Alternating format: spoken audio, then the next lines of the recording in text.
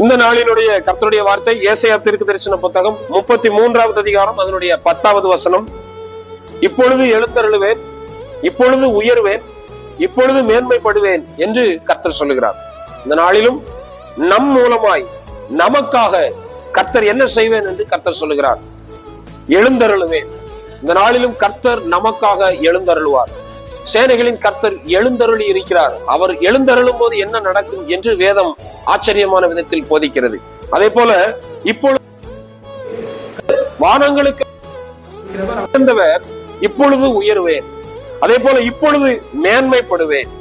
ஆண்டவர் நம் மூலமாக மேன்மைப்பட வேண்டும் என்று கர்த்தர் இந்த 3 காரியத்தையும் விரும்புகிறார். நமக்காய் எழுந்தருள வேண்டும், நம் மூலமாய் உயர வேண்டும், நம் மூலமாய் மேன்மைப்பட வேண்டும்.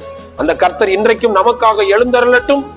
நம்முடைய வாழ்க்கையில் நம்மை உயர்த்துவதற்காக நம் மூலமாய் அவர் உயரட்டும், நம்மை மேன்மைப்படுத்துவதற்காக அவர் நம் மூலமாய் மேன்மை அடையட்டும்.